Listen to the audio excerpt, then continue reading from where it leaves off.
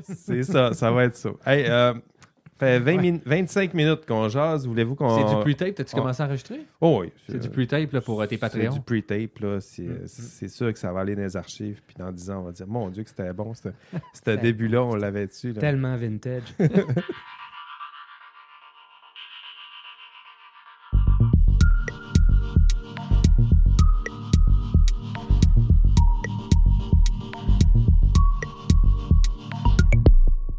Bonjour à vous, passionnés d'intelligence artificielle. Bienvenue à IA Café.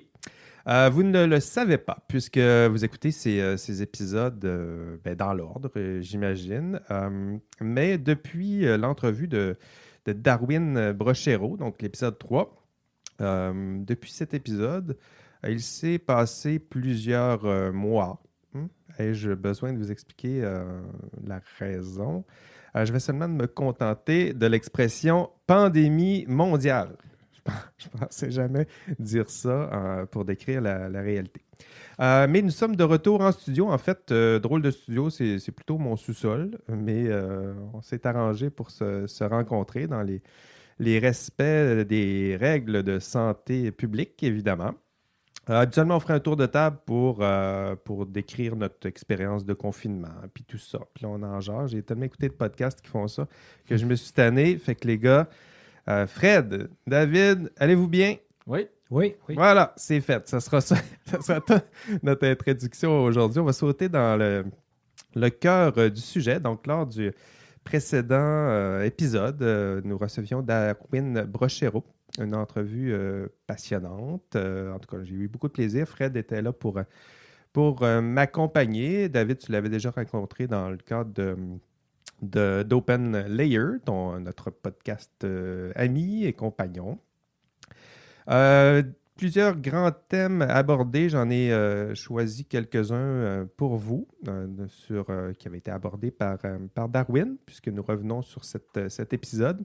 Premier thème, Darwin, et là, ça ne sera pas une surprise, Darwin refuse, un peu comme Philippe Després, de se décrire comme un chercheur en IA. Donc, on voulait recevoir des chercheurs en IA, puis il refuse systématiquement de se décrire comme des chercheurs en IA. Donc, lui aussi, il préfère parler de machine learning, de deep learning.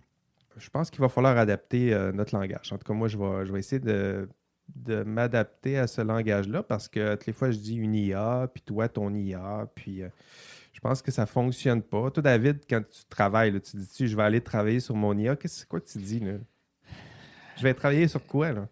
Ça dépend vraiment à qui je m'adresse. Si c'est mes collègues avec qui que je fais... moi, je fais du machine learning, donc l'apprentissage automatique. Je vais dire le nom de l'algorithme que j'utilise. Je m'en vais développer ça, je vais en faire telle chose. Mais... sinon, je vais peut-être utiliser le terme IA pour mettre ça simple. Tout le monde peut se rattacher à ce concept-là, puis moi, ça me désengage d'expliquer. Mais c'est un champ, là, c'est-à-dire je travaille en IA, mais tu ne travailles pas sur une IA. Tu travailles sur un logiciel, tu travailles sur... mais tu sais... Je vais aller programmer cet après-midi, je travaille sur une application. Je travaille en ingénierie. Ouais, mais quel type d'ingénierie? Fait que moi, je travaille pas en IA, je travaille en machine learning. Fait que c'est un peu comme je suis ingénieur civil, en telle spécialité, je fais des ponts, mettons. Fait que c'est un peu la même genre, on essaie d'aller le plus granulaire possible, mais dépendant de la personne à qui je m'adresse, je vais utiliser un vocabulaire différent pour, si j'ai envie ou non, d'expliquer la différence puis les subtilités. Puis je pense que c'est un peu ça aussi. C'est un peu ça qui est expliqué aussi. Là, dépendant du client, au début, je vais dire je fais de l'IA pour vendre mon sales pitch, mais après ça, je vais expliquer ce que je fais vraiment, en fait, c'est de l'apprentissage machine, du deep learning, puis je fais telle chose.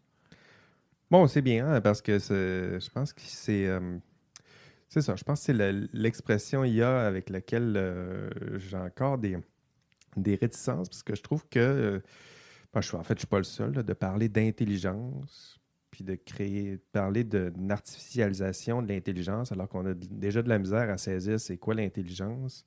C'est ça. Ça me semble déjà... non seulement compliqué, mais un peu pompeux, là, de prétendre pouvoir inventer, trouver une façon d'artificialiser l'intelligence, de la créer de toutes pièces. C'est un bon point parce que, nous autres, on a déjà eu cette discussion-là, mettons, la nuance. Puis une nuance, nous autres, qu'on apporte beaucoup, c'est... Moi, beaucoup de ce que je fais, c'est mimique, là, reproduire un comportement humain. Donc, je reproduis une intelligence et non créer une intelligence. je vais prendre des données, puis à partir des données, je vais essayer de comprendre qu'est-ce qui s'est fait, puis de reproduire le pattern que l'humain ferait. Fait que c'est pour ça que je n'utilise pas le terme nécessairement intelligence, mais je vais plus essayer d'apprendre puis de reproduire. Comme en ce moment, je suis en train de lire Luc Julia, là, le créateur de Siri, qui travaille aussi en intelligence artificielle. Puis il a écrit un ouvrage qui s'appelle L'intelligence artificielle n'existe pas. Bon, l'intelligence artificielle n'existe pas. Là, pour un philosophe, tu te dis, j'espère qu'il définit au moins c'est quoi l'intelligence artificielle avant de la nier son existence. Donc, je suis rendu au tiers. Là, je vais vous en reparler. Mais pour l'instant, il a plutôt raconté sa vie, passionnante et trépidante, c'est sûr, là, mais on n'est pas encore rendu dans le croustillant du sujet. Je vais vous en reparler parce que c'est ça. Là, j'ai l'impression que même pour ceux qui travaillent dans le milieu, parler d'intelligence artificielle, lui, il parle entre autres de plus d'intelligence augmentée. L'idée que l'intelligence, elle est là, elle est difficilement atteignable. Là, on ne sait pas, on n'a pas encore fait le tour de c'est quoi l'intelligence humaine. Mais ce qu'on peut dire, c'est qu'à partir de ce qu'on connaît, on est capable d'accroître un peu certaines des capacités, un peu comme l'ordinateur nous a donné une mémoire augmentée, là, c'est-à-dire que c'est notre mémoire plus ce qu'on peut stocker sur Internet. Là. Avec l'intelligence artificielle, on pourrait aussi faire quelque chose de cet ordre-là, de prendre des composantes de l'intelligence, celles qu'on maîtrise un peu le mieux, puis nous aider à accroître la capacité de ces... En tout cas, c'est quelque chose de cet ordre-là. Là. Je trouve ça intéressant comme discussion parce que celui qu'on crédite de l'expression intelligence artificielle, c'est Marvin Minsky à l'école d'été de Dartmouth là, en 1956. Ouais, dans ce environ-là, ouais. Mais ce qu'on ne dit pas aussi, c'est qu'il a inventé une deuxième expression à peu près en même temps, qui était un mot valise. Fait que l'intelligence artificielle, c'est un mot valise dans lequel on peut mettre à peu près ce qu'on veut dedans. Mais... C'est vrai, lui... Oui. Ben, en tout cas, c'est ce que j'ai lu. Là. Peut-être que j'ai lu des faussetés, mais je suis assez confiant avec ça. Le mot valise, ben oui, ça, c'est valise. Vrai. Je pense que c'en est une espèce de mot valise. L'idée de commencer à travailler sur des composants d'intelligence, parce qu'on n'a pas de définition du sens commun en général, si on veut, ou de l'intelligence générale, ben, c'est une bonne nouvelle en même temps, parce que d'un côté, ça peut révéler ce à quoi l'humain est bon, c'est-à-dire ce qu'on n'est pas capable de généraliser, qui sont souvent des opérations pour nous assez simples, là, comme lire un visage, comprendre les émotions, ce genre de choses-là. Puis en même temps, ça implique aussi, ça veut dire qu'on n'a pas une théorie de l'intelligence artificielle qui serait suffisamment consensuelle pour avoir un projet de recherche pour la développer. Oui, c'est ça. Fait que tu sais, à quelque part, je trouve que le fait que ça reste un mot valise, c'est pas pire. Mais j'ai peur qu'à long terme, ça nuise un peu à ce domaine-là parce que, c'est ça, à force de parler d'intelligence artificielle, il y a quelqu'un qui va finir par croire que c'est effectivement une intelligence artificielle qu'on est en train de développer. Puis si on n'arrive pas à terme à démontrer qu'on a quelque chose comme une vraie intelligence artificielle, on va dire, bien, vous savez quoi, ça ne vaut pas grand-chose, on va arrêter de financer ça, puis on va se retrouver dans un autre ralentissement, je dirais, de ce domaine-là. Tu sais, à force de faire des promesses qui sont inatteignables, tu sais, si tu dis que c'est juste une intelligence augmentée, un peu comme l'a dit Julia, ben, au moins, il y a des attentes qui sont réalisables. Puis là, on va évaluer cette nouvelle science-là, ces nouvelles applications-là à la mesure de ce qu'ils peuvent donner et non pas là, des attentes qui seraient démesurées. Puis à la fin, on les juge là-dessus en disant, ben, l'intelligence, c'est même pas de l'intelligence artificielle, c'est juste du calcul statistique et probabiliste. Ouais, c'est intéressant. Mais ça fait un bon parallèle avec AlphaGo quand ça avait sorti, là, puis qu'il y a eu justement, ils ont fait 5 matchs contre le meilleur joueur au monde de Go. Ben oui. Puis au début, l'algorithme était, le modèle était vraiment ridiculisé. Là, aux nouvelles, était comme, il va être plate à rien. Puis le premier match, ça a été, il a clenché le joueur, mais solide. Là. Fait qu'ils ont fait comme, ça a vraiment fait un choc. Là. Ils ont fait un documentaire là-dessus. J'écoutais ça, puis tu vois vraiment, les gens, quand ils ont compris, ils ont compris comme AlphaGo, il gagne, là. C'était le silence total dans la pièce. Là. Puis là, le monde a fait comme, OK, il se passe quelque chose. Là, genre, mais parce qu'ils ont peur que tout à coup, c'est une vraie intelligence. C'est de la singularité. Elle vient de se produire devant nos yeux. Mais tu demandes à AlphaGo de faire autre chose que jouer à Go. Il ne peut rien faire. Là. Ben non, il ne peut pas attacher des souliers. Il peut pas. Il n'est pas à cette étape-là de comprendre. Probablement qu'il y aurait moyen peut-être d'aller là. Je ne veux pas discréditer tout ce qu'ils ont fait, mais sa tâche qu'il est capable de faire très bien, expert spécialisé dans ça. Puis, comme de fait, le 3e match, je ne me trompe pas, ou le 4e, il a perdu. Parce qu'il a utilisé une stratégie, finalement, c'est comme à retrouver à avoir d'un côté, finalement, c'est juste tu fais des ondes, tu bloques des ondes. Puis il avait bloqué un peu de zone à gauche, un peu de zone à droite, puis il était vraiment, vraiment très large. Puis il a juste joué au centre parce qu'il comprenait pas qu'est-ce qui se passait. Puis il a comme perdu, si on veut, le plan global. Puis là, il a juste commencé à jouer n'importe quoi. Puis il a complètement commencé. Il a perdu le match parce qu'il a juste fait n'importe quoi pour le reste de suivant. Fait que c'était vraiment intéressant quand même d'être confronté à ça. Là, je pense de confronter. C'est comme le monde ont vu ça comme le choc humanité-robot, mais on était loin de ça. C'est plus On dans était loin un de ça. secteur. Mais on avait a peur. fait un choc. Ça fait partie de nos plus grandes peurs, je pense que Terminator tout à coup... et compagnie. Oui, c'est ça. Mais Juste HAL 9000. Oui, HAL 9000 dans 2001 de de l'espace. Mais c'est toujours ça qu'on craint. Fait que je trouve que en jouant avec des mots valises, comme tu dis, intelligence artificielle, c'est sûr que ça aide à aller chercher du financement, mais à long terme, ça peut nuire. Là. C'est-à-dire que oui, tout le monde va l'avoir le financement si tu dis intelligence artificielle, puis ils vont te garrocher de l'argent d'en face. Mais à un moment donné, il faut juste dire c'est quoi que ça va faire, puis c'est quoi. Parce que je pense qu'il y a des promesses. Déjà, on voit des applications qui sont intéressantes, mais en même temps, il faut être assez réaliste pour pas dire. Il ne faut pas faire peur, puis en même temps, il ne faut pas non plus inventer des licornes. Là. On n'est pas là. C'est pas toutes les compagnies qui sont assez matures non plus pour en faire. On donne beaucoup d'exemples Amazon, Google, Facebook, mais c'est des compagnies techno que ça fait longtemps qu'ils font du traitement de données puis de l'information. Puis là, toi, tu es une entreprise qui n'a jamais juste utilisé des fichiers Excel. Il y a du chemin à faire avant d'intégrer une solution complète. Fait que je pense que tu as raison. Il y a des attentes du marché qui ne pourront pas être réalisées parce qu'il y a un gros pitch des gens qui veulent juste vendre les concepts et veulent aller chercher de l'argent. Mais je pense qu'il y a un clash quand même entre les deux qui pourrait amener à faire mal à certaines personnes. On y reviendra parce que le dernier sujet qu'on va aborder dans cet épisode-là, c'est justement un nouvel hiver. Là, on va en parler un peu plus tard, mais ça fait partie de la réflexion. Nommer l'intelligence artificielle, dire ce que c'est, formuler des attentes, puis éventuellement, ce domaine-là pourrait être jugé aussi à la hauteur de ses promesses inachevées. Là. Donc, on y reviendra un peu plus tard.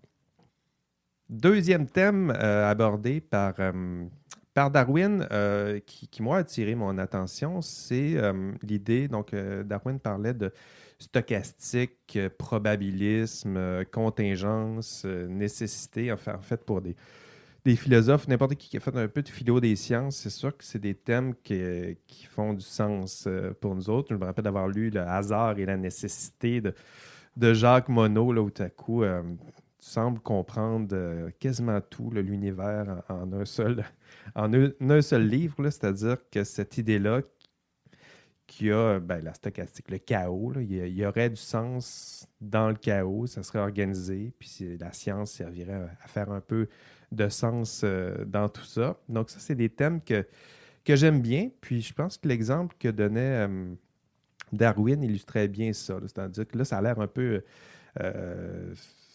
l'épistémologie, là, ce que je dis, là, mais son exemple est assez éclairant. Il parlait de météorologie, des données hydrauliques, je ne me rappelle plus comment. Hydrologique, oui.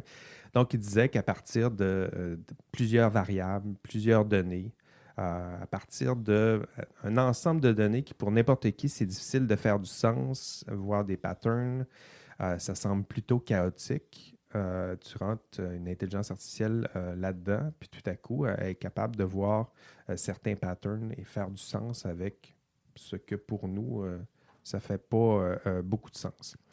Vous, qu'est-ce que ça a évoqué pour vous, ces termes-là? Moi, je trouve ça super intéressant parce que mettons qu'on continue avec l'histoire des sciences un peu. La science moderne a fait des pas de géant quand on a adopté un modèle empiriste, c'est-à-dire qu'on va sur le terrain, on prend des données discrètes sur le terrain comme ça, puis à partir de là, après ça, on peut penser de l'induction. Ou on fait le contraire, on imagine une théorie, puis à partir de la théorie, on en tire des hypothèses, puis après ça, on les teste empiriquement. Bien là, soudainement, arrivent les données massives. Puis là, les données massives, c'est une autre chose. D'abord, ça saisit un phénomène au complet, pas juste une tranche du phénomène comme souvent on est en train d'essayer de faire. Si je prends un exemple des sciences sociales, puis que je décide de faire une enquête terrain, ce que je vais faire, c'est que je vais faire, par exemple, un questionnaire, je vais soumettre ça à un nombre de gens, après ça, je vais faire des entrevues semi-dirigées. Puis ce que je vais avoir, c'est comme une photo d'un moment particulier avec tout ce qui influence ce que je suis en train de mesurer, y compris moi-même, si on veut. Quand on rentre dans les données massives, ben là, soudainement, on a une saisie de données qui peut être en temps réel, de plusieurs sources différentes, de plusieurs éléments. Fait qu'on est comme, la prétention, c'est d'être capable de saisir tout un phénomène comme d'un coup, si on veut. Puis de le saisir constamment. Puis il y a tellement d'informations différentes qui entrent en ligne de compte puis qui sont calculées par la machine qui peut sortir des corrélations qu'on n'avait pas vues, ce qui fait que c'est comme si même la science passait d'un modèle où est-ce qu'on cherche des causes et des effets à un modèle où on accepte la corrélation. La corrélation commence à être plus importante que la causation, je vais dire ça comme causalité. ça. Que la Ouais, causalité, ouais. si on veut. Fait que c'est vraiment les données massives, ça fait apparaître cette nouvelle façon-là, si on veut, de comprendre le monde. C'est-à-dire que là, on peut regarder quelle corrélation a du sens pour essayer d'imaginer des nouveaux problèmes qu'on n'aurait pas pu voir avant. Puis je pense que ça, c'est un changement assez important. Mais dans le paradigme, là, peut-être que je me trompe. Il faut voir avec quelqu'un qui Est-ce que c'est inédit? Est-ce que c'est nouveau? Je pense que c'est un changement d'échelle. C'est plus ça. C'est vraiment, là, je pense, le changement d'échelle. Là, il y a 7, je pense, ou 6 définitions. Là, quand tu faisais c'est quoi données massives, il y a la vélocité, la variance, le volume. En tout cas, il y en a 2 autres. Il y en a d'autres qui m'échappent. La validité. Ouais, il y a une couple d'affaires là même. Fait que là, tu te retrouves à dire, bon, moi, j'ai un Excel de genre, je sais pas, 600 données, puis 20 variables explicatives. Fait que c'est ça mon information. Je travaille avec. Là, tu es rendu, ça, peut-être ça par seconde. Fait que tu arrives vraiment à un autre niveau, puis là, tes variables, c'est peut-être plus 20, là, c'est 400, 600, 800. Puis là, tu peux avoir une autre source qui en rajoute encore. Puis là, c'est d'être capable de tout joindre ça ensemble, puis de prendre tout ce signal-là, puis d'arriver à un résultat, puis finalement, c'est d'essayer justement de trouver des corrélations entre les variables, là, qu'est-ce que les modèles essaient de faire.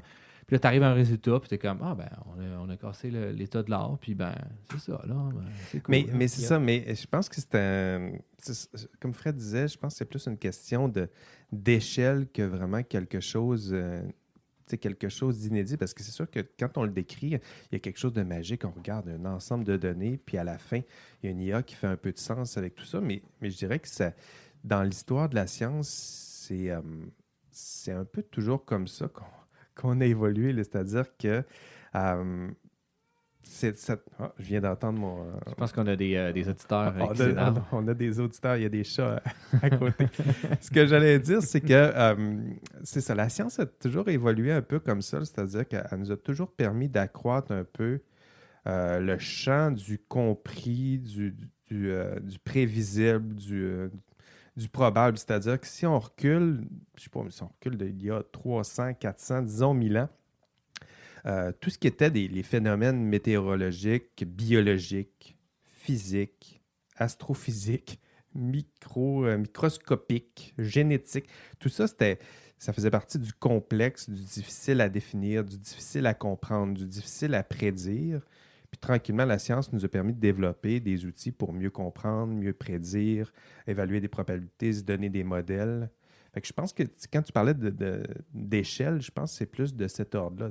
Les intelligences qu'on tente de développer, ça nous aide à faire un peu plus de sens avec des ensembles de données qui, pour nous, là, font difficilement du sens, mais c'est une question d'échelle. C'est pas une technique, c'est pas un changement radical, je dirais, dans la science, là, ce qui se passe. Là. C'est juste de nouveaux outils qui nous permettent de voir plus loin, voir mieux, voir plus précisément, prédire. Oui, c'est beaucoup sur ces modèles-là. C'est sur de la prédiction où est-ce qu'on se concentre. Puis l'idée c'est beaucoup aussi soutenu par le commerce. Tu sais, par exemple, je pense que en 2014-2015, Walmart a pris ces données. Puis Puis les données de Walmart, c'est je ne sais plus combien de données. Là, j'ai vu le chiffre, là, mais je ne pourrais pas l'exprimer. Pétobit, pétaflop, je ne sais pas. C'est une quantité importante. C'est une quantité épouvantable de données qui viennent de plusieurs sources. C'est pas juste des données d'achat sur le slip de vente. Ce n'est pas juste une question d'inventaire. Ça vient d'un paquet de sources différentes. Puis, ils ont passé une solution d'intelligence artificielle là-dedans, que je ne pourrais pas décrire, évidemment. Puis, ils se sont rendus compte qu'avec un type d'achat, il y avait toujours un autre type d'achat qui se présentait. Ils ont juste fait apparaître la corrélation, puis ils ont décidé qu'ils poussaient sur leur tablette, qu'ils allaient mettre le nouvel objet qu'ils venaient de découvrir à côté de l'achat, ce qui a augmenté les ventes de 16% pour ces objets-là, sans aucun aucun effort de marketing, rien. Là. Ils ont juste analysé ce qu'il y avait comme données. De la valorisation de données pure et dure. Puis, tu sais, c'est des données qui entrent constamment. Là. C'est ça qui est intéressant. C'est pas juste de dire dans le temps, à telle période, il s'est passé telle affaire. Il y a une trajectoire, puis la trajectoire est soutenue depuis longtemps, puis ça revient, puis les données sont tout le temps là, puis sont tout le temps produites. Puis ce que ça nous dit, c'est qu'on peut prendre cet objet-là, le mettre à côté de l'autre, puis c'est comme ça que ça va générer des ventes tout seul. Puis c'est exactement comme ça que l'algorithme de Netflix ou d'Amazon, fonctionne. Amazon, ils ne prennent pas le temps de faire des personas puis de faire des enquêtes de marketing pour savoir quel livre on veut lire. Ou Ça va être beaucoup trop long puis non, dispendieux. Ils font juste profiler vaguement sur ce qu'on aime, puis l'algorithme génère des corrélations, puis il nous pousse les... Fait que c'est ça qui est fascinant, c'est qu'on n'est pas dans l'ordre des grandes questions de sens, puis c'est quoi notre place dans l'univers, puis comment les étoiles naissent et meurent. Là, on est dans quel gréement on peut mettre à côté de l'autre gréement pour maximiser une vente. Puis c'est ça que... Moi, c'est là où est-ce que je deviens plus, je dirais, critique par rapport à ces choses-là, c'est-à-dire qu'ils sont capables de faire... On a là un outil qui est fameux, là, qui pourrait servir à faire plein d'affaires. Puis ils s'en servent pour vendre des cossins. Ils s'en servent pour vendre des cossins. Ben, je pense que c'est ça qui est... Parce que, tu sais, dans cette réflexion-là, j'essaie toujours de voir est-ce qu'il y a des questions éthiques inédites qui se posent avec l'intelligence artificielle ou est-ce que c'est pas juste des vieilles questions qu'on se pose qui sont juste mises au goût du jour par cette technologie-là ou est-ce qu'il y a quelque chose de vraiment radical qui nécessite une réflexion différente? Là? Parce que, dans ce scénario-là, à quelque part, probablement que l'autre bien que les gens achetaient avec le Walmart, c'était quelque chose qui allait bien avec, j'imagine, avec cet objet-là. Mais tandis que si, mettons, on me forcerait par du marketing à acheter des biens que j'ai pas besoin, c'est là que j'ai plus un inconfort. Tandis que souvent, tu sais, il y a des associations, je pense qu'ils vont, tu sais, ketchup puis genre le pâté chinois, mettons. Tu sais, genre, ce genre d'association-là que tu dis comme, anyway, ça va bien ensemble. Mais si, genre, t'achètes une affaire, puis j'essaie de te forcer dans la gorge bien solide avec du marketing que tu as besoin là pour ça. C'est là, moi, je pense que j'ai plus un inconfort. Mais je pense qu'il y a un danger avec cet outil-là qu'il ne faut pas que ça devienne un genre de open market, de genre, on va tout vous pitcher dans la gorge, puis on va peut-être nous acheter. J'ai une question là-dessus, justement. Les données massives puis la capacité de les analyser, c'est pas donné à tout le monde. Là. Il ne doit pas en avoir tant que ça, des jeux de données massives qui traînent. C'est surprenant. Disponible, il y en a quand même, des assez massifs. Privé, tu en as encore souvent accès à plus. Puis là, la notion, c'est quoi, c'est où la barrière du massif, là, genre, c'est où ta limite de ça. Mais, tu sais, mettons, là, le meilleur exemple, ils ont sorti dernièrement un nouveau modèle, là, je pense que j'en ai déjà parlé de GPT, là, qui est finalement un modèle de langue qui a sorti par OpenAI. Là, ils ont sorti GPT-3, là. Là, ils ont step up encore. Là, ils ont fait, OK, là, on a besoin d'avoir... Le dataset, au début, c'était comme, me semble, de mémoire, 40-50 gigs là, de texte. C'est quand même gros. Là, ils ont augmenté x10. Ils ont littéralement scrapé le web au complet, quasiment, OK? Mais ça, ces données-là, c'est quand même relativement accessible. Scraper Wikipédia, tu peux à peu près avoir ça, là, ces données-là. Puis il y a un portail que tu peux aller chercher, ce jeu de données-là. Là. C'est quelque chose comme 400 gigs là. De texte. Okay. C'est énorme. Okay? Juste de mettre en image, c'est énorme. Là. Genre, moi, je travaille avec des 1 gig, puis j'ai déjà de la misère à gérer ça. Fait que, c'est complètement genre un autre univers aussi, puis c'est pas accessible. Là. Je pense que c'est un point, nous autres, beaucoup de mes collègues, on est tout ce qui est NLP, là, le texte. Il y a des joueurs, moi, il y a des zones que jamais j'irais faire de la recherche là, parce que les joueurs, là, c'est pas du tout accessible pour moi. Genre, moi, j'ai mon petit ordinateur qui peut faire ça, puis eux autres, c'est un data center qui sont capables de faire ça. Ils ont calculé, là, l'entraîner coûte 4,5 ou 5 millions, je suis plus sûr. Pendant un an, si, mettons, moi, je prends moi, qu'est-ce que j'ai? Il faut que je le roule pendant 55 ans, là, ou dans 100 ans. Écoute, on ne s'assurera pas pour une couple d'années, mais c'est à peu près ça. 24, 365 jours par année, puis ça me coûterait quelque chose comme 4,5 millions. Mais c'est une démesure. Là. C'est une démesure, mais ça revient encore à une question d'échelle. C'est pour ça que je trouve que cette réflexion-là, j'essaie de la faire, là, la réflexion sur l'intelligence artificielle, l'éthique, tout ça. Pour moi, ce que tu décris là, c'est sûr que c'est impressionnant, mais c'est juste quelque chose qu'on faisait déjà, stocker, calculer, prédire, mais à une échelle qu'on n'a jamais encore faite. Effectivement. Est-ce que le fait qu'on a atteint cette échelle-là, est-ce qu'on a atteint un point de rupture qui, là, nécessite de réfléchir autrement à ces technologies-là ou c'est juste une technologie extrêmement puissante qui ressemble à celle qu'on connaissait déjà? C'est la grosse critique qu'il y a eu sur ce modèle-là, d'ailleurs. Moi, j'ai pas tout lu l'article, j'ai plus lu un rapport technique sur ça. Puis la personne, ça qu'elle a dit, parce que Ils sont pas capables exactement de savoir combien de paramètres qu'ils ont. Ils l'ont estimé parce qu'il est juste trop immense. Puis il y a eu beaucoup des gens qui ont justement relevé des points comme, tu sais, je pense qu'on a atteint la limite. On peut-tu arrêter de faire ça? Là? C'est pas intéressant. Tu sais. Moi, il y a un chercheur que je suis, puis c'est pas mal à peu près tout le temps sur du code. Quand il a sa sortie, c'est genre comme, un autre super paramètre. C'est quelque chose comme 182 milliards de paramètres. Là. C'est un chiffre tellement immense que tu es comme, c'est quoi l'utilité de ça? C'est trop. C'est trop, puis comment on peut contrecarrer ça? Puis là, finalement, eux autres, ils appellent ça, c'est une loi Power Law, là, finalement, c'est toujours une puissance qui augmente, puis comment, fait que, si on veut atteindre, parce que là, on n'est pas encore au niveau de l'humain en termes de nombre de cellules, fait que, nombre de neurones, je veux dire, fait que si on essaie d'atteindre le nombre de paramètres par rapport à celui de l'humain, ben voici qu'est-ce que c'est, on est capable de faire une tendance, une courbe de tendance, puis c'est pas mal ça qui est sorti d'intéressant. Puis le but, c'est d'avoir autant de neurones qu'une neurone artificielle. Je sais pas c'est quoi leur objectif. Moi, je pense que là, c'est là la critique. Il va falloir qu'on se dise, est-ce qu'on continue sur cette voie-là ou on Surtout si on cherche n'est pas d'autres capable, choses? il me semble qu'on génère tellement de données que on n'est pas plus capable d'expliquer ce qui se passe à l'intérieur. Tu sais, la black box, là, on n'est pas encore... Tu sais, on arrive à des résultats, des prédictions. Tu sais, ça m'amène au troisième thème soulevé par Darwin. Ça va revenir, là, on gère de la donnée, on génère des outils qui vont éventuellement aider à la prise de décision. Donc, on arrive avec des prédictions, mais en même temps, on n'est jamais capable de retourner dans le processus qui a généré ces rapports-là. Je ne sais pas trop à quelle forme ça ressemble, mais pour comprendre c'est quoi qui se cache derrière tout ça. Quand on a des intelligences artificielles qui travaillent comme ça, là, en vase clos, derrière leur, je sais pas, derrière l'écran, je vais le dire comme ça. Je me sens de me mettre à la place d'un décideur là, qui me fait fournir des rapports dont plusieurs seraient générés par des intelligences artificielles comme ça. Si je ne suis pas capable de comprendre 1% de ce qui se passe en dessous de ce rapport-là, je veux pas juste savoir la prédiction, je veux être capable de comprendre d'où elle sort, cette information-là. Non? Mm-hmm. Donc, c'est ça que Darwin nous aborde dans ce troisième thème. Pour Darwin, le défi, c'est de faire, produire des données, mais surtout faire parler des données, leur faire produire des informations qui sont utilisables pour le décideur. Je pense que c'est ça le défi, là. Utilisable, pas juste lui produire de l'information puis dire vas-y, mais quelque chose qui serait utile. Donc, développer des outils d'aide à la décision pour, là ici, il nommait politiciens, gestionnaires, responsables de sécurité et santé publique, tiens, pour reprendre un thème à la mode. Donc, pour lui, c'était de fournir éventuellement des données sur les risques météorologiques. Tiens, c'est dur à dire météorologique. Non, c'est pas si dur que ça, finalement. Ça a l'air plus dur dans le dernier podcast, par contre.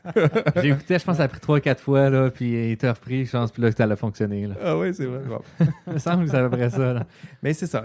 Donc, le troisième thème, je dirais que c'est comment on peut se fier à des données, des prédictions dont on ne comprend pas trop l'origine, le processus de construction. Je me mets à la place d'un décideur. Si on prend son exemple avec les données hydrologiques, il arrive une prédiction, il dit « Fais attention, il y a 90% en ce moment là, qu'il y a une rivière qui sort de son lit. » Qu'est-ce que je fais avec ça comme décideur si je ne sais pas trop comment que l'information est générée? On me dit que c'est des outils, mais je ne sais pas. Je pense que j'aurais de la misère à dealer avec de l'information dont je ne comprends pas trop la provenance, la fonction.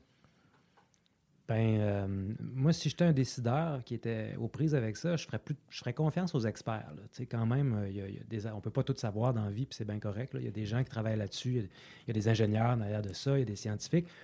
Moi, j'aurais tendance à leur faire confiance, mais comme décideur, là où je voudrais avoir droiticité ou un regard, c'est comment ça a été conçu, à quel problème on cherche à trouver un résultat, c'est quoi les limites de l'application. C'est ce genre de questions-là qui viennent en amont parce que c'est des modèles. Les modèles, c'est pas la réalité. Fait que l'idée, c'est ça, au moins comprendre d'où vient le modèle, comment ça a été réfléchi, comment ça a été pensé. Fait que, moi, je pense qu'il y a il y a sans doute peut-être une éthique du développement qui pourrait être développée. C'est-à-dire, on ne va pas essayer de comprendre qu'est-ce qu'ils font, les scientifiques, quand ils produisent la machine, mais on va essayer de comprendre comment ils réfléchissent le problème auquel on essaie Au de trouver une moment où solution. ils conçoivent Ouais, c'est ça. la machine. Parce que les exemples de biais, des biais catastrophiques, là, tranquillement, qui ont été injectés dans les données, puis à la fin, on se sert de données. Comme j'avais vu l'exemple avec du tri pour des candidats, là, quand il y avait instauré Amazon. un système. Mhm. Amazon, c'est ça. Puis il triait.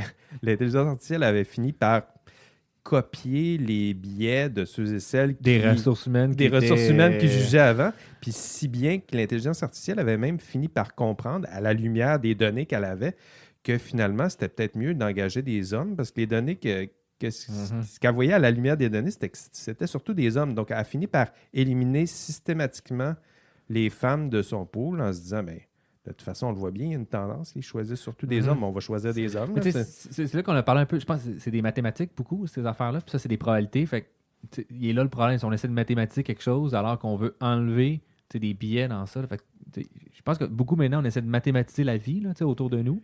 Je fais partie de ces gens-là qui, pour moi, les maths, j'aime bien ça. Mais je pense qu'il y a une limite. Puis ça, c'est vraiment une limite où est-ce que là, c'est comme l'aspect humain qui doit remplacer certaines zones puis dire comme oui, t'as raison. Mais non, c'est pas correct comme choix quand même. Tu sais. ben, c'est ça. À la fin, ça prend quand même. C'est ça. À la fin, ça prend quand même quelqu'un pour juger, exercer un vrai jugement, j'allais dire authentique, là, mais là, c'est plus de l'ordre de l'humain. Là. Un humain à la fin qui dise je comprends ce que l'intelligence artificielle essaye de faire, mais en même temps, il faudrait prendre autant d'hommes que de femmes. Là. Il y a un principe d'équité. C'est ça, Puis, c'est pas l'intelligence, moral, elle ne là. comprend pas là, ce qui se passe. Là. C'est pas ça qu'on veut. Donc, à la fin, ça prend quand même un jugement. On ne peut pas développer seulement un système où on pourrait. Je pense que c'est ça le principal danger, c'est la délégation du jugement, là, de se dire ben, tu sais quoi, l'embauche, c'est simple. On regarde le rapport qui est produit par cette intelligence artificielle-là, puis on embauche selon le rapport. S'il n'y a pas d'exercice du jugement, une automatisation comme ça là, de quelque chose qui avant était confié à un jugement humain, là, il y a peut-être un danger là, d'automatiser à ce point-là. Oui, bien déjà, l'automatisation, il faut se poser un certain nombre de... En fait, je recommence. Il faut que je rétro-pédale un peu, parce que quand c'est des enjeux comme ceux de Darwin, qui sont des enjeux physiques, là, naturels. Là, Ouais, comme le glissement de terrain qui parlait. C'est ça, exact. L'automatisation est intéressante. Exact. Ça peut être intéressant. Mais quand on est dans des enjeux humains, comme par exemple des CV, mettons L'Oréal. L'Oréal, il faut qu'il gère 1 million de CV par année. C'est juste too much. Il n'y a aucun conseiller ou conseillère en ressources humaines qui peut faire ça. Il faut que ce soit géré d'une manière automatisée, d'une façon ou d'une autre. Fait que le système qui sert à gérer les CV de L'Oréal, ça sert précisément à discriminer les CV. On enlève les mauvais CV. Parce que le bon CV ou la bonne candidature, c'est qualitatif. Puis ça passe pas dans Machine à saucisse. Fait que l'idée, c'est comment je modélise, c'est quoi Un bon CV. un bon CV ça. pour qu'il puisse être conservé, ou comment je modélise un mauvais CV. Puis là, tu peux faire plein d'erreurs. Dans le cas d'Amazon, ben, c'est juste qu'ils ont pris la banque des CV qui existait déjà, puis on travaillait à partir de ça. Il y avait plus d'hommes en dedans, fait que la machine a juste identifié que performance, une des variables de performance, un des facteurs de performance, c'est d'être masculin. Puis On aurait Déjà, probablement à eu la base, même chose pour la race là, si on avait C'est ça, Exact, là. c'est ça. Déjà là, à la base, il y a un problème, je pense, de modélisation du problème. Là, dans les variables, moi, j'aurais dû enlever cette variable-là. Ben oui. Puis là, qu'il ne l'ait pas faite, mais là, peut-être qu'il a réussi à inférer le nom, par contre, par rapport au nom. On ne sait pas non plus, là, peut-être que j'ai écrit ça un peu Peut-être. sévère. Là. Peut-être que ça a été enlevé, mais il y a des noms Ça a qui sont été plus enlevé, fortement masculins. Puis là, lui, il a juste c'est fait. féminin. Il n'a pas compris que c'est féminin, mais il a juste fait comme les types de noms qui finissent comme ça. Ou il y a des mots qui sont utilisés plus par les gars pour se décrire. Que par les femmes, effectivement, mettons. là, tu sais, Peut-être. Ouais. Mais tu sais, ça peut être quelque chose qui peut être intéressant. Comme Darwin a parlé de faire pareil les données, ça aurait dû servir à ça, ce projet-là, en premier. Faire sortir les données, dire hey, on a remarqué qu'on a souvent plus d'hommes, les hommes vont dire plus souvent ces mots-là, puis là, ben, tu essaies de contrecarrer ça en ST. C'est là que ça En peut être ajustant intéressant. ton modèle. Ah, exactement. Puis c'est là que... Mais c'est bien en amont. C'est ça qui est intéressant, c'est que les questions éthiques, ils viennent bien en amont. Comme disait Fred, c'est au moment où tu conçois tout ça. Mais ce qui est intéressant aussi, c'est que ceux qui conçoivent ça n'ont pas nécessairement de formation, parfois même pas d'intérêt envers ces questions-là. Là. Ils sont souvent aussi en impunité de leur action. Là. Oui, c'est Je ça. pense pas que ces gens-là se sont fait taper ses doigts. Là. Je ne suis pas convaincu. Là. Peut-être qu'il y en a eu un ou deux, peut-être, chez Amazon, à l'intérieur d'Amazon, mais à part de ça, il n'y a rien d'autre. Là, Non, parce que j'imagine que la philosophie du « moi, je suis là pour coder », Et ça arrête là. C'est ça, là. Ça se limite à ça. C'est pour ça qu'on a besoin de cours d'éthique. Ben, en tout cas, moi, c'est ça. Dans ma paroisse, On va prêcher pour sa paroisse. dans ma paroisse, on prêche plutôt pour ça, mais c'est pas simplement une question égocentrique. Là. C'est plus que je pense que ceux qui sont les plus à même de penser ou de saisir les enjeux éthiques importants, c'est ceux qui sont en train de concevoir l'outil, et non pas les philosophes comme moi qui essayent de penser ou de comprendre après. Là, après, il me semble, les questions sont plus simples. Là. Voyons, c'est un biais, ça n'a pas d'allure, puis on s'insurge contre ça, puis ça n'a pas d'allure, puis on devrait corriger ça, puis il y a des gros problèmes éthiques. Mais c'est avant. Il faut que ça sorte, il faut qu'il soit formé. Parce que celui-là qui est en train de concevoir, moi, j'avais travaillé sur les reproduction in vitro à l'époque. Là. Puis ceux qui posaient les questions les plus intéressantes, c'était les scientifiques qui étaient en train de créer dans des éprouvettes des futurs humains. Là. Quand ça a sorti un peu plus tard, on était déjà habitués à ça. Les questions avaient déjà été posées par des scientifiques qui ont levé le flag, ont posé des questions. C'est pas nécessairement les philosophes qui sont les plus intéressants dans ces moments-là, surtout dans des technologies de pointe. C'est souvent ceux qui ont les deux mains dedans, là, qui voient ce qui se passe, qui voient les problèmes. Puis pour ça, il faut au moins qu'il y ait des opportunités d'en parler, d'en discuter pour saisir. Il me semble que deux programmeurs ensemble, ils doivent le dire à un moment donné. Hey, ça n'a pas de bon sens. Je pense c'est ce qu'on est en train de développer là, de programmer. Mais ça, on a parlé un peu off-cam là, aussi. L'humain est très bon pour rationaliser aussi l'irrationnel, là, de dire pas si pire que ça, là, ou que tu as juste une vision très, très, très, très, très pointue sur une chose, puis quand tu mets en perspective, c'est comme, bon, ben on vient de faire un tank, guy, genre, c'est très bon. Dieselgate, c'est le meilleur exemple de ça, là. Le boss a très bien réussi à segmenter, il n'y a aucun programmeur qui a réussi à comprendre, en tout cas, du moins, ça, c'est qu'est-ce qu'ils disent devant la cour, qu'il était en train de frauder littéralement je veux dire, les nombres d'émissions qui étaient faites. Parce qu'il n'y avait pas de portrait d'ensemble. Il n'y avait pas de portrait d'ensemble, c'est ça. Ils étaient chacun parcellarisé, concentré à faire leur petite tâche sans nécessairement comprendre. C'est un peu l'approche sprint aussi qui est très pris en informatique. C'est une seule petite tâche à faire. Fait que tu peux tout segmenter le problème puis tu n'as pas de vision d'ensemble de ce qui se passe. Oui, c'est le nouveau taylorisme numérique. On segmente tout puis il y a un avantage à ça parce qu'on peut mieux produire, mais il y a un désavantage, je pense. Il y a un désavantage parce que l'humain qui est capable d'exercer un jugement, ça lui prend au moins une façon de saisir un peu l'ensemble pour vraiment juger moralement de ce qui se passe. C'est sûr, quand je suis en train de programmer, je regarde, il n'y en a pas d'enjeux moraux là-dessus. Je suis en train de programmer, il n'y a rien. Mais il faut prendre quelques pas de recul. Sinon, dans ce cas-là, peut-être plusieurs pas de recul pour comprendre dans l'ensemble à quoi ça sert, comment ça a été produit. Donc, il y a des questions qui se posent bien en amont de tout ça. Là. Moi, je pense aussi qu'il y a une responsabilité du côté des formateurs. Je pense à l'université, et compagnie, cégep, puis même DataCamp, puis en ligne, tout. Oui, c'est ça, exact. Puis je pense aussi au département pour aux facultés de sciences sociales puis sciences humaines. Ils ont un besoin de former les esprits à ces questions-là. C'est ceux qui étudient puis qui vont diplômer en sciences sociales puis en sciences humaines ont un mot à dire dans cette nouvelle économie-là, si on veut.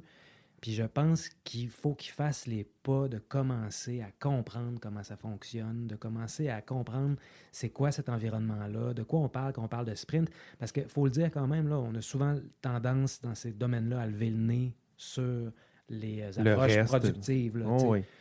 Puis, en tout cas, à mon avis, s'ils veulent entrer dans ces institutions-là, puis je pense qu'il faut le faire absolument, là, ça va passer par une formation qui est adaptée.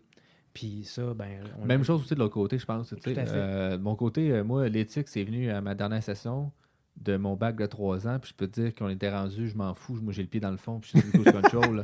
Mais c'est ça la réalité. Puis j'ai des collègues, tu as vu très négativement ce cours-là, puis il n'y en a pas beaucoup qui ont vu ça de façon positive. Puis alors que c'est quelque chose qui devrait être du début de ta formation, devrait tout t'introduire à ces concepts-là dans chacun de tes cours, une petite granule, puis là, à la fin, on fait un wrap-up de tout ça, puis on dit, tu vois-tu, là, t'avais fait ça, là, tu sais?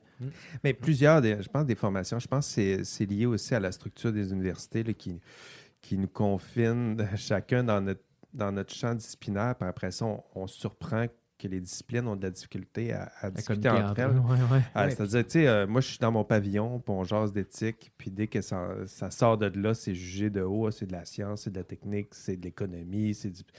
Alors que si tu vas en sciences, de la même façon, c'est de l'éthique, j'en ai rien à faire, de la philo, j'haïssais ça au cégep, puis blabla. Alors que les vrais problèmes, quand tu te mets à réfléchir sur un problème concret, scientifique, on le voit bien, là, pour le saisir complètement, pour faire du sens de tout ça, il faut que tu puisses dans plusieurs sciences. Là. Là, on parle d'éthique, on parle d'économie, on parle de gestion, on parle de philo, on parle d'ordinateur, on parle de probabilité, on parle de maths, on parle de... Ça prendrait peut-être, là, il y a certaines universités aux États-Unis, je pense au MIT, entre autres, où on crée non pas des facultés, là, mais des départements ou des... comment ils appellent ça? Il y a l'Institut du cancer, où tout à coup, là, tu regroupes les chercheurs, non pas en fond.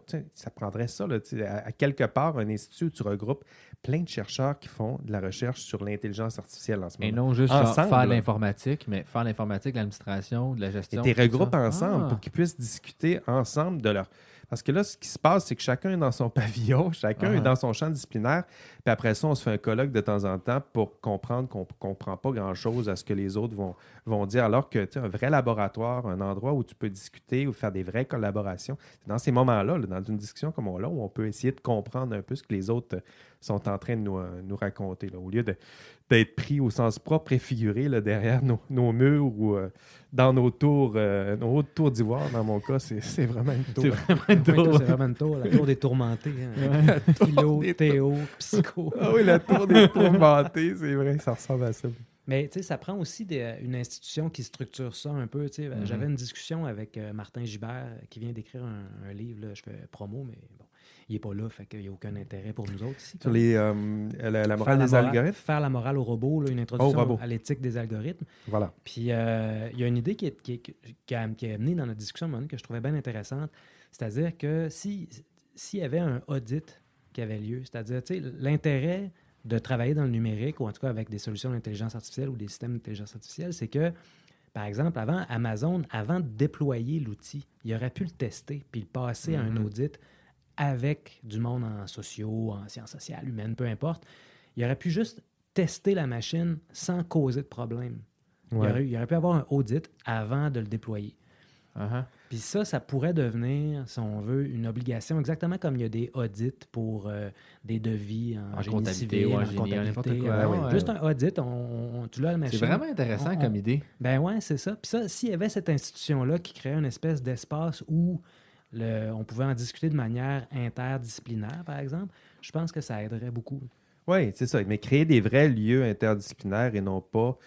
Où c'est-à-dire que les gens se parlent ou communiquent ou collaborent pour de vrai et non pas une fausse interdisciplinarité où on les met en collaboration, ils ne se parlent pas, ils écrivent chacun de leur côté, puis on se dit, ben oui, c'est ça la pluridisciplinarité. Non, il faut vraiment créer des lieux concrets, là, réels. Là. Mais c'est pas facile parce que ça se développe beaucoup dans le privé, par les écoles de commerce, entre autres, ce genre de choses-là, tu sais. Fait que là, avoir quelqu'un qui est en philosophie ou en sciences sociales ou, par exemple, en éthique des algorithmes qui vient soudainement mettre son grain de sel, puis il va falloir qu'il soit payé, là. Il ne va pas travailler gratuitement, là, cette personne-là. Là. Ça, c'est difficile. Pourtant, j'ai l'impression que ça pourrait créer tellement d'opportunités là, parce que des fois, tu fais juste aller dans un autre secteur, tu parles de qu'est-ce que tu fais, ils sont comme, on n'est pas tout rendu là, puis ça crée des opportunités, puis là, boum, tu sais, ça peut faire de la recherche. Il y a plein d'affaires, il me semble, qui pourraient sortir de là. Il me semble que ça devrait être un automatisme plutôt Je suis d'accord. qu'une friction. Là. Je suis d'accord. Je pense qu'il y a une question de langage. Il faut apprendre un petit peu le langage des affaires. Oui, puis, ça demande un travail, là, mais je pense que... C'est un travail de traduction, souvent. C'est ça, là, tu sais, puis je crois, du moins, là, aujourd'hui, là, tu sais, les étudiants, moi, quand je parle à des étudiants, c'est que si tu n'arrives pas à vulgariser qu'est-ce que tu fais, ben bonne chance sur le marché des affaires, là, parce qu'on est dans un monde où est-ce que c'est pas difficile, c'est complexe, puis pour ça demande plusieurs personnes qui vont parler ensemble, puis il faut que vous parlez le même langage. Puis de champs disciplinaires Exactement. Parce qu'ils vont essayer de résoudre le même problème, et non pas... Avec des aspects différents. Et non pas de prendre un problème différente. complexe, puis juste prendre la partie du complexe que toi, tu comprends avec ton Puis expérience. après ça, c'est de fitter ça là-dedans, puis de patcher ça avec du tape, Ça là. marche t'sais. pas. Ça marchera pas, ça. tu Là, mettes les bons petits mots avec du hype dedans.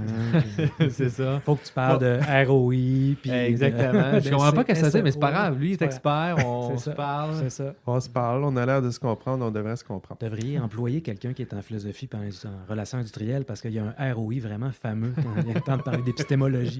Ça va être vendeur. On va être vraiment vendeur. C'est sûr que c'est moins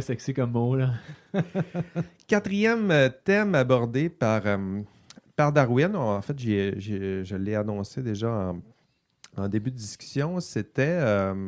moi, je lui demandais à quoi ça va ressembler, l'intelligence artificielle, bientôt. Ça s'en va le futur, surtout pour lui. Il est en train de partir en business avec tout ça. Est-ce que le futur s'annonçait bon pour lui? Puis, donc, la réflexion, c'était est-ce que l'intelligence artificielle est en croissance en ce moment? Est-ce que c'est stagnant? Est-ce que c'est en décroissance? Est-ce qu'on doit s'attendre à un nouvel hiver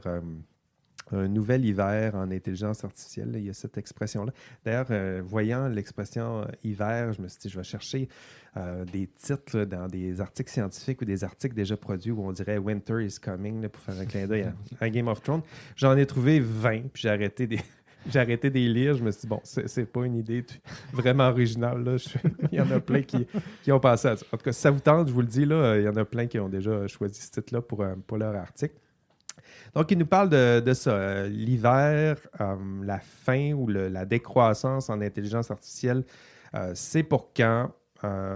Qu'est-ce que vous pensez de tout ça? Pour lui, ce qu'il avait l'air à dire, du moins c'est ce que j'ai compris, ça semblait plutôt stagnant pour lui en recherche, puis en croissance pour ce qui est plus du privé, des applications, développement, économie, tout ça. Transfert de connaissances, beaucoup qui parlent.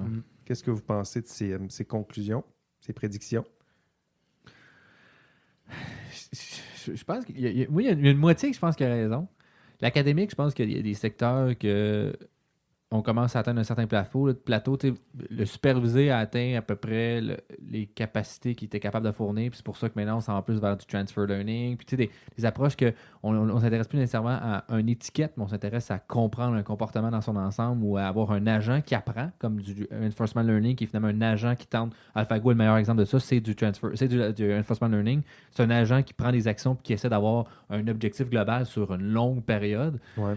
Fait qu'on, de plus en plus, la recherche va tendre vers ça parce que les étiquettes, on a commencé beaucoup à atteindre des maximums qu'on est capable d'atteindre, qui étaient théoriques. Là, on le savait qu'on allait atteindre un niveau, mais là, il faut qu'on commence à aller tirer ailleurs. Puis probablement que ces zones-là à étiquettes vont se transférer vers le business layer, puis que là, la recherche va aller porter vers d'autres choses pour essayer de le transférer. En tout cas, c'est mon impression actuellement. Là. Ouais, moi, je pense qu'on est dans une phase d'accélération au sens où ça sort des laboratoires. Ouais. Puis là, ça tombe dans les mains de la business. Puis c'est là, paradoxalement, où peut-être que la recherche va ralentir un peu, je peux pas dire, là, mais dans le monde des affaires, moi, je pense qu'on s'en va vers un pic, mais un pic surtout dans les promesses de rendement, qu'est-ce qu'on va te de donner? rendement, de prédiction, d'analyse prédictive, en tout cas, beaucoup, puis de marketing. C'est comme un... Ouais, je pense que c'est ça. Il y a comme 4 secteurs. Là, Ouais. il y a comme réalisation, je te promets des choses, je pense pas que je vais les avoir. Marketing, je vais le vendre comme il faut. Puis il y a aussi acceptabilité, là, aussi des solutions, là, parce qu'il y a des gens qui pourraient perdre leur emploi de ça. Fait que comment on met ça en place? Puis je pense aussi la maturité de l'entreprise pour accepter ce genre de solution-là. Oui, c'est ça. Fait qu'il va y avoir des accélérations là-dessus. Il y a beaucoup de postes qui vont probablement disparaître parce que les tâches vont être automatisées plus rapidement qu'on pense, en fait. Puis là, l'idée, ça va être de dire, est-ce qu'on a le temps de requalifier ces gens-là ou est-ce qu'on va créer une nouvelle économie, donc un nouveau secteur d'économie? La dernière fois, on est passé vers le secteur de services. C'est que là, on va aller où? Ceux qui sont dans le secteur de services de base, là, qui gèrent de l'information, là, remplir des formulaires, répondre aux clients, ce genre de choses-là. Tranquillement, pas vite, la première ligne va être automatisée un peu partout parce que ça va devenir accessible. Puis là, on va voir les enjeux sociaux plus de ces systèmes-là. Fait que ça se peut que du point de vue académique, il y ait un ralentissement ou que ça se tourne vers quelque chose qui n'a pas encore d'application que la business peut saisir. Ou plus complexe aussi, plus majeur. Plus complexe, puis qui va demander d'autres types de matériel aussi. Là. Puis le Big Tech, évidemment, là, eux autres sont dans une classe à part. Fait que c'est difficile d'en parler. C'est pas comparable. C'est pas comparable. Mais sur le quotidien, on rentre dans la phase, je pense, d'accélération où est-ce que là, ça va rentrer dans tous les commerces parce que ça va devenir très, très accessible. Mm-hmm. Mais il faut que ça livre faut qu'il y ait de bons résultats aussi. Là. Mais donc, c'est là, ça rentre. On le voit que ça rentre. C'est suffisant. Juste croire qu'il y a des bons résultats. Puis ça dépend de ta définition de bons résultats. Pour moi, mettons, académique, des fois, je regarde des affaires, je suis comme, ça, c'est super facile. Je vais donner un exemple. J'ai travaillé présentement, je travaille sur un projet, c'est en droit, sur l'intelligibilité du droit. On travaille finalement de rendre le droit plus compréhensible pour le commun des mortels. Tu prends, mettons, des primitifs qui sont des rapports de cours qui sont finalement juste comme... des verbatims. Pas des verbatims. Il y a une partie verbatim, mais mais la partie nous autres qu'on s'intéresse, c'est les résumés, genre, il a déclaré coupable à tel chef d'accusation, puis tu lis ça, puis t'es comme, ouais, qu'est-ce qui est écrit, puis on travaille des avocats, ils comprennent rien non plus, tu sais. Puis là, ben, c'est comment on prend ça. Moi, je regardais ça, j'ai fait des petits scripts, des petites affaires bien normales, des règles, finalement, pas du tout d'IA, là, juste une règle. Puis eux autres, ils capotaient, là, qu'est-ce que je faisais. Mais pour moi, j'ai pas du tout atteint qu'est-ce que moi je pensais, mais pour eux, je viens de changer leur monde. Fait que c'est toujours de voir mettre en perspective, c'est quoi l'avancement par rapport au groupe que tu t'intéresses, par rapport à moi, c'est quoi mes objectifs. Puis j'ai l'impression qu'il y en a, que qu'est-ce qu'on va leur donner, ça va sembler très anodin pour moi, mettons, qui en ferait beaucoup. Mais pour eux autres, c'est comme, hey, tu viens changer de mon monde. Là. Genre, moi, je viens de passer, ça me prend 44 heures à ça, ou ça vient de me coûter 1/10 du coût que ça me coûtait avant. Fait que, tu sais, je pense qu'il y a quand même un bémol à mettre aussi sur c'est quoi les objectifs individuels de chaque personne qui veut atteindre ça. Ben oui, mais c'est intéressant ce que tu dis, mais si on parle de ralentissement en ce moment, en recherche, peut-être que c'est là qu'on est rendu. Là. C'est-à-dire que dans l'industrie, on est en accélération, on est là, c'est prêt. Il y a eu beaucoup de développement en recherche dans les dernières années. Puis là, on est prêt à mettre tout ça en œuvre. Tu le dis, là, des fois, on offre des solutions comme ça, puis tout le monde est impressionné par ce qu'on peut faire avec ce qu'on comprend en ce moment, puis ce qu'on est capable de mettre en œuvre. Mais en recherche, je ne le sais pas si on n'a pas... Ça va être de la recherche industrielle, sinon. Tu sais, du cric, des maîtrises professionnelles, des maîtrises d'appliquer, prendre un problème, on essaie juste de le transformer un peu, prendre la recherche, on fait ça dedans, puis on fait une solution, puis après ça, il y a une offre d'emploi pour cette personne-là. Tu sais. Oui, c'est ça. Je pense qu'on va aller vers ça. L'université a déjà pris position, il y a une maîtrise professionnelle en IA. Qui vient juste là, avec... Fait que c'est une prise sur le marché de dire on va former des professionnels et non des personnes qui font faire de la recherche. Fait que je pense qu'il y a des profils différents qui vont ressortir, mais parce que le ralentissement, je pense, en plus, ça va être... Moi, je trouve que personnellement, dans mon secteur, ce qui se fait plus peur, c'est vraiment plus les Google, Facebook et compagnie qui sont en train de dominer. Là, genre, tu regardes des conférences, c'est comme ils ont 40 papers sur 80 là, qui sont signés Google. T'es comme tabarnak, okay, qu'est-ce que je fais moi contre ça? Là? Puis ils ont des fonds beaucoup plus élevés que moi. Moi, j'ai avec ma petite bourse de 25 000, lui, il paye 150 000, plus il y a 3 développeurs avec lui qui fait ça. Là, t'es comme, c'est parce que là, c'est un autre game, là. Genre, je peux pas me battre contre ça. Fait que je pense, en fait, c'est juste qu'il y a des inégalités puis des contrôles de pouvoir qui vont s'installer dans certaines zones qui pourraient peut-être nuire à la recherche, ou du moins à l'aspect ouvert de la recherche. C'est ça. Moi, je pense qu'il est en train de s'installer une oligocratie de la donnée, là. C'est des oligarques Google, de la Facebook, donnée, là, Amazon, puis Batix, puis c'est ça, là. Puis d'autres vraiment qu'on sait même pas, là, qui ont beaucoup de données présentement, puis qu'à un moment donné, ils vont juste sortir avec des datasets, puis ils vont être comme, moi, je peux tout faire ça. Mais pour la recherche universitaire, ça peut devenir problématique, tout ça, là. C'est-à-dire que si l'argent est là, si le volume est ailleurs, si les cerveaux sont ailleurs, qu'est-ce qui va arriver avec ces beaux milliards-là? Je regardais, aujourd'hui, je me préparais un peu, je regardais, le ministère de l'Économie et de l'Innovation du Québec a investi 2,3 milliards dans ces technologies-là. Si on répartit là, autant en recherche, l'application des différentes technologies liées à l'intelligence artificielle, 2,3 milliards, qu'est-ce qui va arriver avec ce bel argent-là si les données sont ailleurs, si les cerveaux sont ailleurs? Je parle juste pour la recherche universitaire. Je comprends que le reste, je pense que Darwin avait raison. Ce qui est d'application, je pense que c'est en croissance. Mais la recherche universitaire, en ce moment, là, il y en a beaucoup de l'argent qui est investi dans les universités. Bien, probablement que pour la recherche fondamentale, le Big Tech, tu sais qu'il n'y a pas d'application immédiate. Ouais, peut-être que le Big Tech est peut-être encore assez content de faire en sorte que ce soit financé publiquement. Puis quand il va sortir quelque chose d'intéressant, il va venir le prendre, il va l'appliquer. Internet. C'est c'est le bon exemple, là. C'est un peu ça. Mais dans le moment, je pense qu'on s'en va un peu comme tu disais, là, vers les formations plus appliquées, puis ce genre de choses-là. C'est ça va être recherché beaucoup. Là. Je pense aussi beaucoup. Puis tu sais, je pense qu'il y a une forte demande, fait que c'est une façon facile de répondre à ça. Puis déjà, le recrutement deuxième, troisième cycle, c'est déjà difficile. Parce que, puis là, en plus que c'est des ponts d'or pour beaucoup de gens après ça, tu te ramasses à te battre vraiment comme un autre game. Fait que je pense qu'il y aurait peut-être besoin, en fait, du moins ma critique là, actuellement, que j'ai aussi, on a eu avec des collègues, c'est que le processus de bourse gouvernementale n'est pas adapté. T'sais, c'est le même montant qu'en 1990 ou 95 à peu près, puis il n'a pas été indexé depuis ce temps-là. Mais c'est vrai, avant la bourse, mettons, FQRNT, il me semble, c'est 19 000. 19 000 en 1995, là, c'est de l'argent maudit. Aujourd'hui, c'est pas mal le salaire minimum. En philo, c'est bon. 19 000. Ben, nous autres, il faut faire attention. Oui, quand tu changes de domaine. Mais je pense que même en philo, c'est passé. En l'intelligence artificielle, tu es prêt à aller, ton pont d'or, tu l'as, tu le sais que tu vas faire 150 000, mais en fait, je pense que ça, le dans processus d'autres de bourse domaines, au complet une bourse devait qui être revu à la hausse. C'est pour ça que je m'inquiète un peu pour la recherche universitaire en intelligence artificielle, parce qu'il y a beaucoup d'argent qui est investi. Ceux qui sont là, c'est pour ça que je te dis, les cerveaux vont finir par manquer. Là.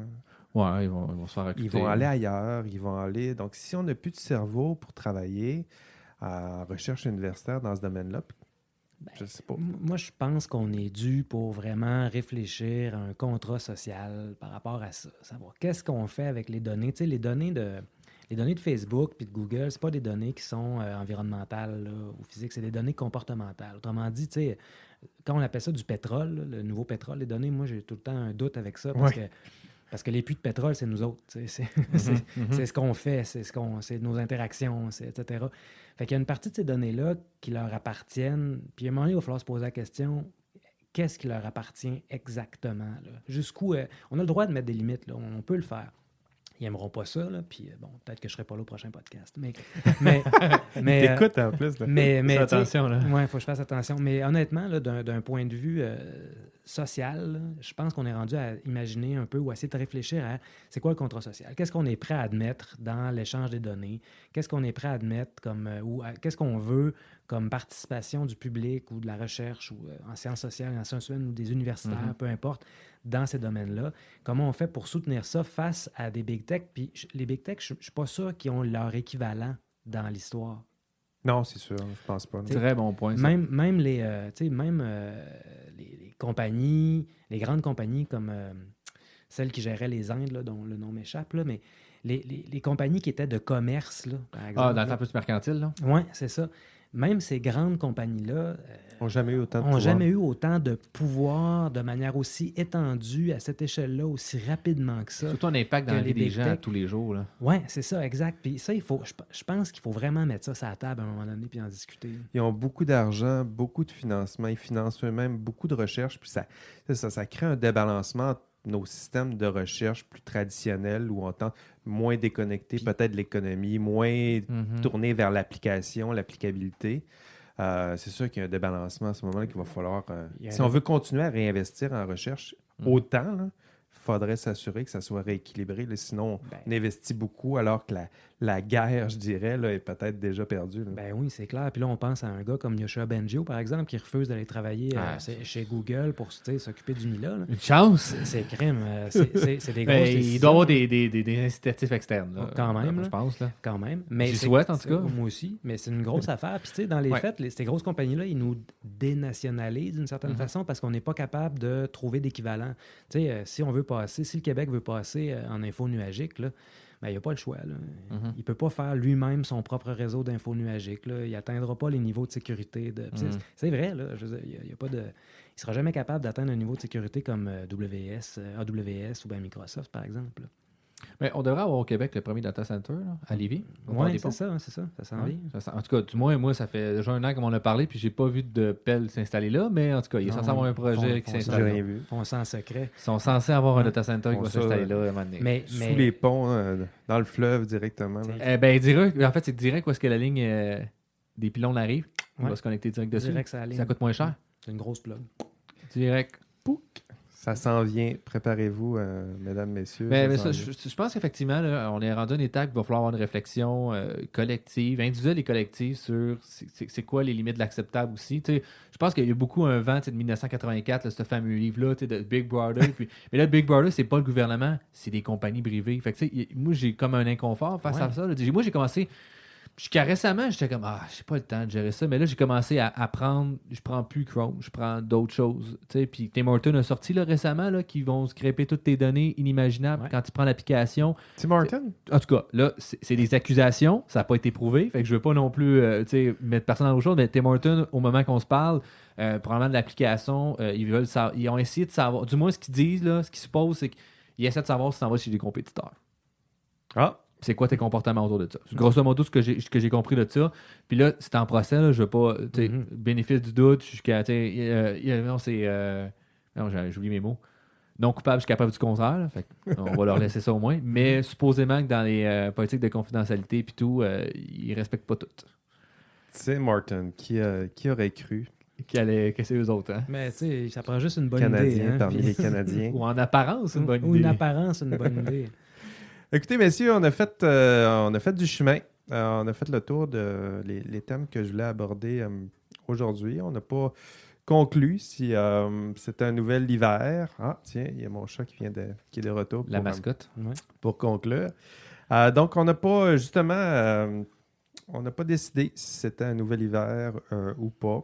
Ce qu'on dit, c'est que le financement est peut-être déséquilibré, mais si on continue à financer tout ça avec le même rythme, ben, il n'y a pas de raison pourquoi tout ça là, se mettrait à décroître, surtout si on continue de s'enthousiasmer pour tout ça. Si nos invités qu'on reçoit continuent de s'enthousiasmer pour tout ça, il doit sûrement avoir un peu d'espoir pour nous, du moins pour les 10 prochaines années. Là, j'en douterais pas. Il va falloir faire venir quelqu'un qui est sceptique.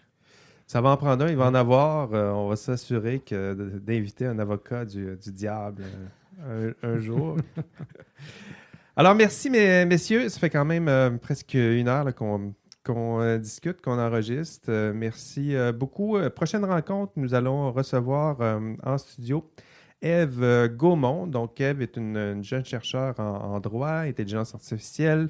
Nous avons bien hâte de la rencontrer. Merci d'être passé chez moi, messieurs, dans mon sous-sol. C'était vraiment intéressant de voir du monde dans mon sous-sol. Ça fait longtemps qu'il y avait... Du monde différent que ce que tu es habitué de voir. Ah oui, les autres, C'est je suis surtout capable ça. de les voir. Là, en tout respect. En tout respect. Merci, chers passionnés d'intelligence artificielle, de nous avoir écoutés. Continuez de rêver de moutons électriques. Lavez-vous les mains. Restez à 2 mètres. En tout cas, c'est ça les règles ici. Prenez soin de vous. Bye bye. Bye bye, les gars. Bye. Bye.